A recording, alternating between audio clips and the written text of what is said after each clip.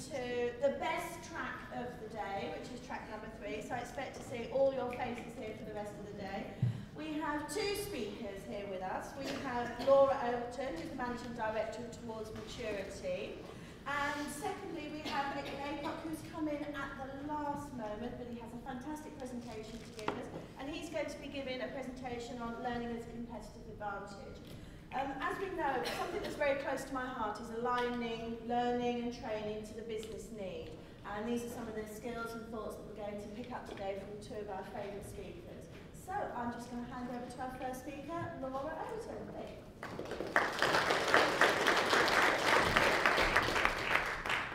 Well, it's very exciting to actually be able to speak to you rather than to chair, which I've been doing for the last 8 or 9 years. So thank you very much for coming and listening once again. What I want to do today is for us to think about really the whole concept of boosting business agility and to really pick up on Dr. DeBono's thinking this morning to see how we can apply some of those principles to the way that we're introducing change within our own organisations. And one of the things that I'd like to do is to point out that in your packs that you were given, you've got a handout from us, which is an infographic of the last piece of research that we did that we're going to be drawing on very heavily. In fact, there's probably more in this infographic that there will be in the next 20 minutes in terms of content.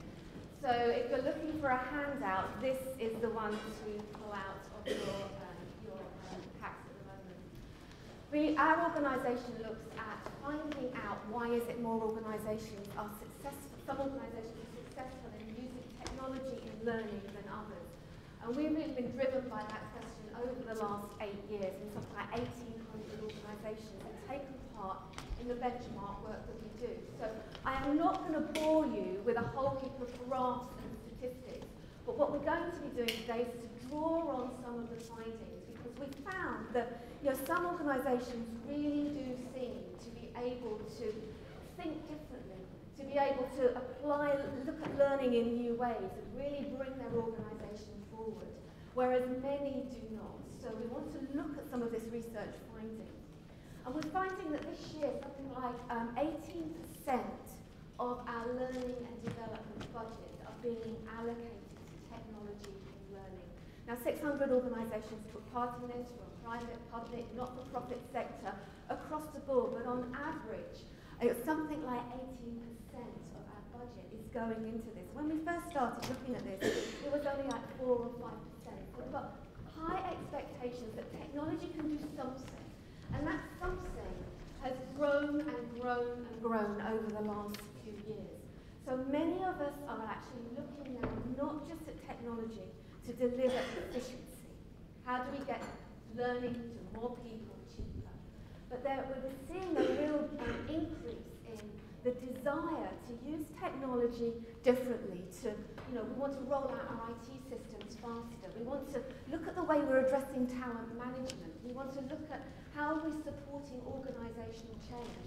This is a lot of expectations we have of this investment that we're making into our budget. And I don't know, do these kind of resonate with you as to why you're potentially here today? Some of these things make sense to you. Overall, what we've seen has been the biggest difference in the last 12 months is the fact that organisations are saying we want to use technology in our learning because we want to be able to respond faster to business change. And this is something that it's a massive jump over the last few years. So it's a real driver for us overall. Now, I'm not going to go into this in a lot of detail, but this is a slide that I think really helps to summarise perhaps where our thinking is going about how we want to think about learning and development moving forward. The challenge is, how do we move from being a supply-driven kind of learning and development function to a demand-driven, aligned, as Denise was saying, to the business needs. We've been looking at how do we become less trainer-centric or equal-centric into facilitating performance improvement. I think many of us will resonate, we understand these arguments. But what I would like to challenge us with today is the fact that this is a slide that I have been presenting to you for the last 8 years. I pulled this out of a slide pack that I used 8 years ago. So there's a challenge for us in this room, and there's a challenge really that Dr. De Bono has left for us too, because this question was debated at the EPIC debate in 2009. Is the e-learning of today essential for the skills of tomorrow, like the promise kind of implicated? And there was an overwhelming, resounding no from that debate. And in 3 years' time, in 2012, what we're finding is that those who are really embedding learning technologies and delivering some of those results are moving in that direction. But the majority are not. And this is one of the challenges that really I've found in doing this research, is that this year, more than any others, we have such expectations of change. We want to see a difference. And yet we are doing the same thing over and over again with the technologies that we have. And all of the evidence stacks up to show that. And really, potentially, as an industry, some of us could be, as Albert Einstein mentioned, possibly verging on the insane, where that definition of insanity is doing the same thing over and over again, but expecting different results. So in the next few minutes, what I want us to do is to pick up on some of the themes that we've been thinking about this morning. And I have to admit, it was only at midnight last night that I suddenly twigged that Dr. De Bono was all about thinking. So this was prepared before this morning's session. But his points really resonated with me, because I think for us to achieve different results, we can no longer get together at amazing events like this and talk about the opportunity. What we have to do is we've got to start internalizing and thinking about things in new ways in order to try out some new challenges and to do things differently. Because if not, we're going to be in the same situation year after year. And what I'd like to do is just to use the next few minutes of this session to really draw on some of the findings that we've had from the studies over the years, to perhaps sow some seeds as to maybe create some challenges for you, to help us say that, what is excellent but not good enough, to help us think about how we're going to use the rest of this event and this conference and this exhibition to come away with our own personal challenge. Because if we don't think differently today and we don't act differently, we will be in this cycle. And it was great that we had the opportunity to see how we can overcome objections from Dr. De Bono as well. And one of the things that he said that really helps us to overcome resistance and objections to change in our organisation is the opportunity to be able to talk about the benefits. Not about the novelty, but the benefits. And really for us in our organisations, we know that agility, whether we're private sector, public sector, our ability to respond rapidly and effectively to change will be critical not only to our organisation's survival, but also to our own survival as individuals in learning and development. And so agility is essential for growth. So what I want to do is to share with you some of the benefits that the top performers are actually reporting when they go through this program. We have, and again, I'm not going to go through it in detail because you can speak to me afterwards, but over the years we've identified 6 areas or work streams of effective implementation practice that really make a difference to agility and to results that organisations are responding. And those in the top quartile of those implementation practices are consistently providing and reporting better results. So you can see here that they are consistently reporting greater impact on efficiency of learning, which is so important to all of us. But for me, what's so interesting about the impact of this implementation process is the fact that it really has a bottom line impact on business benefits, on productivity, on revenue, on customer satisfaction, on things like talent management. They are 3 to 4 times more likely to be reporting benefits, and also on their ability to do things faster. So if you're looking to overcome change in your organisation, one of the things that we would encourage you to do is to maybe use some of this information to open up those new conversations. As we heard already this morning, how do we challenge what is excellent? We may be getting great efficiency, but perhaps isn't good enough yet. And maybe some of these statistics will help you to open up those conversations. If you went to some senior business people, we were able to get a meeting, and instead of talking about the novel, the latest system, the latest social media, mobile or whatever, we actually start to talk to them and say, what if I can actually help you to get staff up and running 35% faster?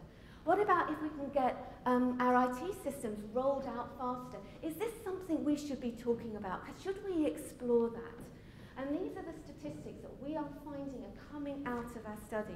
The top performers are delivering these business benefits. So if we're really serious about looking at agility, we need to perhaps take some of this evidence and apply it into our organisations to help us think differently and help, more importantly, our business leaders to think differently. Because at the moment, they may be expecting us to come up with an e-learning course or a classroom course or a programme. You know, they've got you boxed in, and it's very difficult to break out of that. But these are times, if we don't break out now, we really won't become agile ourselves as an organisation and won't have the opportunity to help other people as well. I'll come back to this a little bit later, but for me, this whole thing about influencing change by focusing on benefits and not on novelty is an absolutely critical element of our thinking, because it suddenly makes all the other things that we talk about kind of come into perspective. So I would really ask you to kind of think through how you might use that. So why is it that potentially we have so little progress? Well, I think one of the things that the evidence is showing is that we have got a tendency, as Dr. DeBona was saying this morning, to box in our thinking. The success of the familiar stops us from trying something new. And to be quite honest, the use of technology and learning has been around for a long time now, and there are certain things that we do well. But that success is stopping us from exploring and getting the opportunities that potentially we might have. And again, my challenge to you is, how do we think differently? How do we challenge ourselves? And I've got a few examples here, again, from the research that might help you open up your thinking whilst you're here, but more importantly, to take this back to open up thinking when you come back to the organisation. One of the things that we'd like to encourage people to think differently about is the whole role of technology. And you can see now from this graph here, and more detail on this infographic, is the fact that we're now using a lot of different technologies in our learning mix. 77% are using things like virtual classroom. You know, most of us are using some kind of content. But what we're using it for is the dull and the predictable. A study that we did on live online learning was showing that 68% of us are using the virtual live online learning to deliver a presentation. All of the interaction, all of the depth, all of the opportunity to collaborate and engage, again, only a very few people were doing that, but they were the ones who were reporting the biggest results. We're seeing a massive growth in things like Facebook and Twitter, but when we dig in deeper on how people are using it, they're playing. We're playing at the moment. We're trying to say, oh, will it do a bit of this, bit of that? And 40% are trying this out. I almost guarantee that it will drop right back. What's solid at the moment are things like communities of practice, use of SharePoint, internal document management systems. There is some thinking about sharing going on, but it's not enough in our organisations if we are really serious to become not just course providers, but to help facilitate collaboration. What we also need to think differently about is our content strategies. It's not just about, let's design a piece of rapid e-learning, let's design an e-learning course.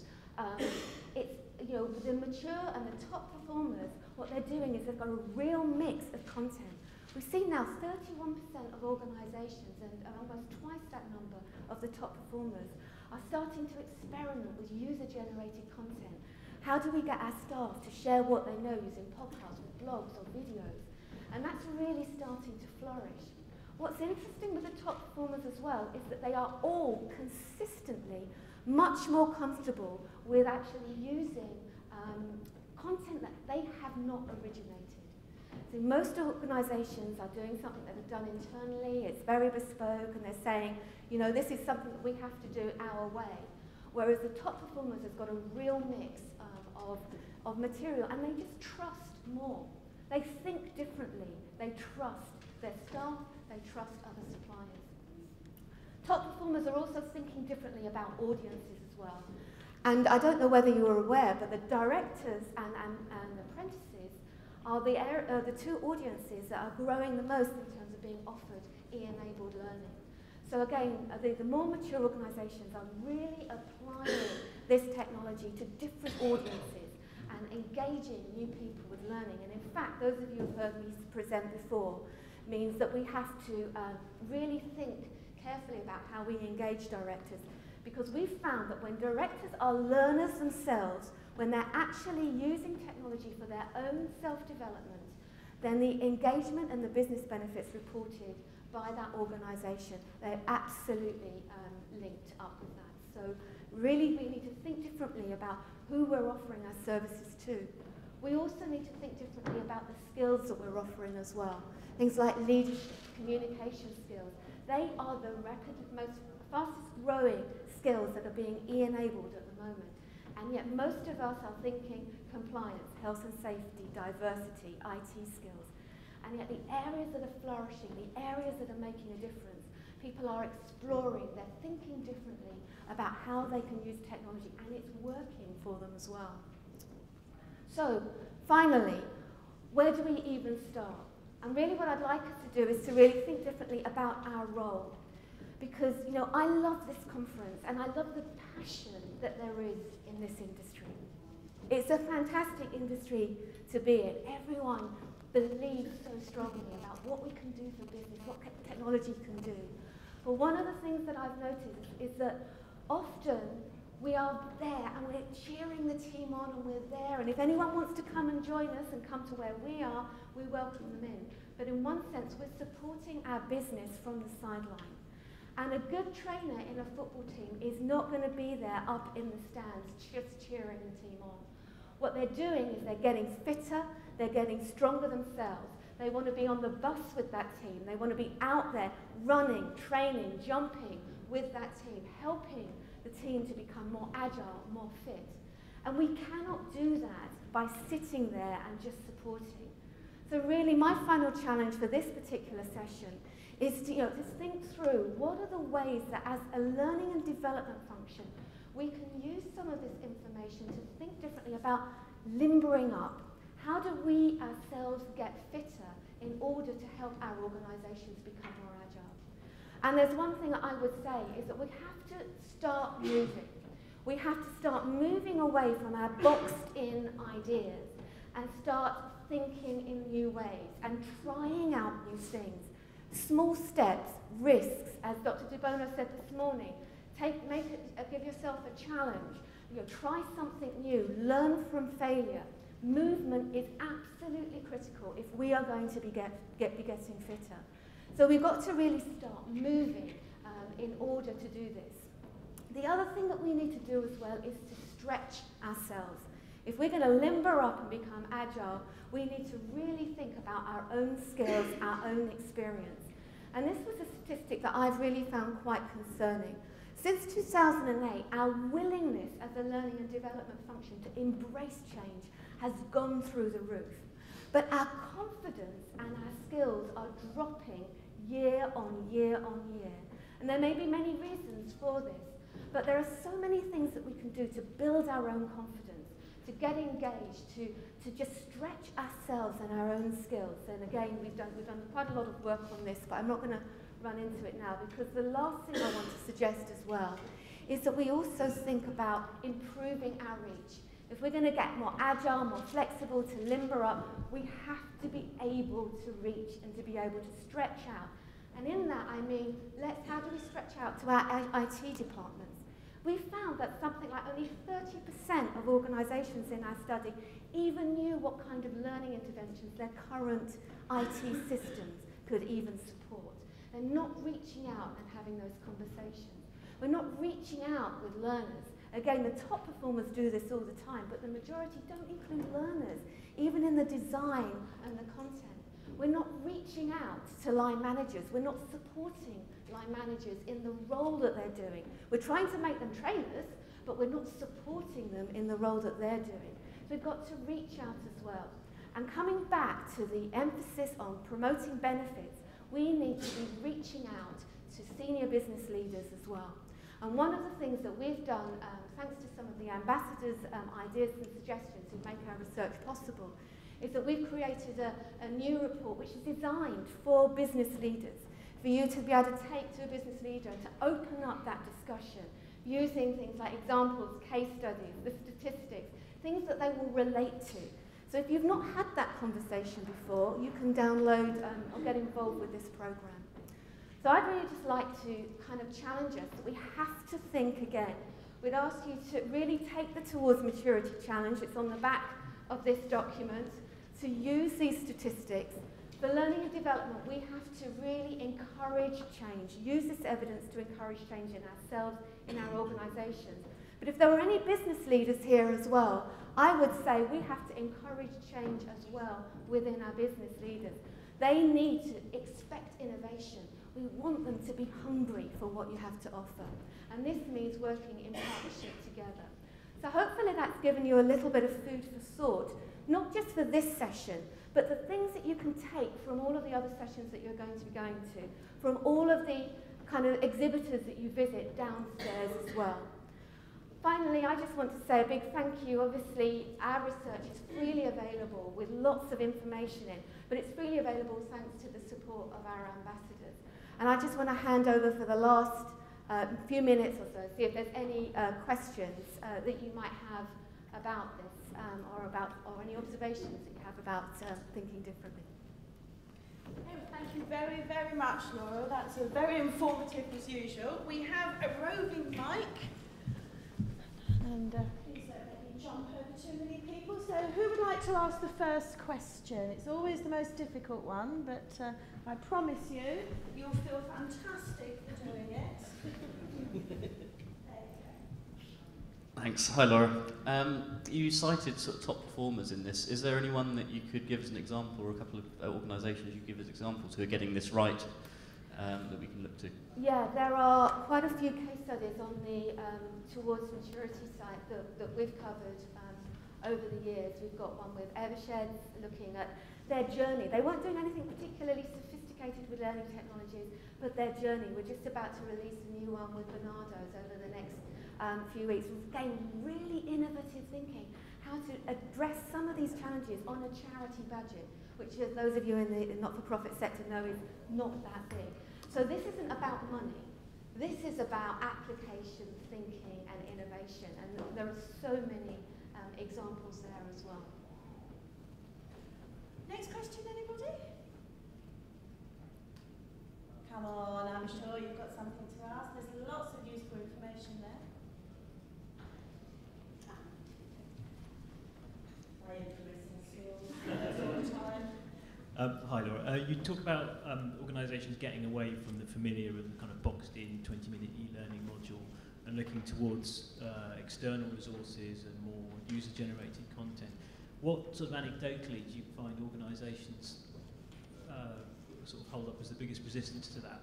Why that sort of thing isn't accepted so much as maybe it should be? The question there is about resistance to user-generated content. I think there's actually less resistance than we think to that, anecdotally. We're seeing a lot of different types of organisations trialling this out, and because of the advent of things like YouTube, we're used to seeing people sharing with each other. And so that resistance is dropping. If there is resistance, and again, we've got a case study on the original BT Dare to Share program, and I know that they presented this at Learning Technologies several years ago. But when we did our study, we really dug into the resistances that they potentially would have, which would have been things like not willing to engage with the learners, not trusting what the learners are going to be putting up, being concerned that someone might mislead. And what they found was that they put in governance processes which meant that everyone had to put their name to their idea. And there was, I don't think at the time, there was a single piece of content that had to be removed. Because when it was trusted and when people were trusted, then they were engaging in that way. But I think that question is going to be much better answered actually by Nick, who is in that process at the moment as well within the organisation that he's working with too. Any other questions? I just have, oh. There you go. At the beginning of your talk there, you mentioned that you'd surveyed benchmark 1,800 companies. Yeah, over the last Was it 8 years. particular sectors of the economy that they were in, or was it public, private, or a complete mix? It's changed over the years. Last year, 50% were private, 30% were public, and the rest were not-for-profit.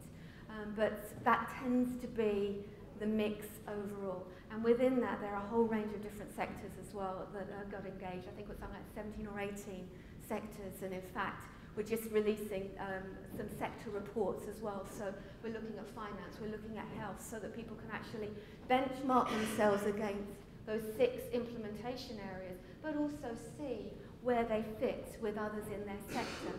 But as a benchmarking organisation, I think it's really important to know what your sector's doing, but again, don't box yourself in. Going back to this morning, what is another sector doing that you could learn from, that you hadn't thought of learning from before? So we've got quite a lot of information that's available. I mean, one of the things that I would say is that I've referenced quite a lot of resources, all free resources, including the InFocus report for sharing with business leaders. And these resources are all free to anyone who takes part in our overall benchmark research community. So if you wanted to leave me a card, then I can make sure that you get registered with the community and get the correct links to all of the resources that we've spoken about. Kind of just get delivered into your inbox. So leave me a card afterwards. I just have one very quick question before we hand over to Nick. You mentioned earlier about the lack of technology skills lacking in L&D departments and teams. Why do you think that is? I think the lack of, it's not necessarily the technical skills, it's the technical confidence, it's the confidence to do things differently. And I think that's the challenge. And I think one of the things is there is so much being thrown at all of us. You know, you just suddenly got to grips with, okay, maybe I'll go onto Twitter, and then Google Plus arrives. Now, do I work with Google Plus? Do I work with Twitter? Is there a, you know, every month there's something new that's being thrown at us that someone somewhere is saying, this is the next big thing for learning and development. And personally, I think we have to pare right back. I'm not saying we ignore those tools, but again, the mature organisations, the top performers, is not necessarily reliant on the tools that they're using, but what they're trying to achieve. Is it the collaboration? Is that tool a particularly good one? And I think that will start to help us regain our confidence, get back on ground. The common sense that we have as learning and development professionals gets thrown out of the window when technology comes along. And I love this event, but this event can be maddening from that perspective. But we have to stay grounded. We have to stay grounded in what we know works and think about what we need to achieve in the business and then look at the tools later. Okay, thank you very much, Laura.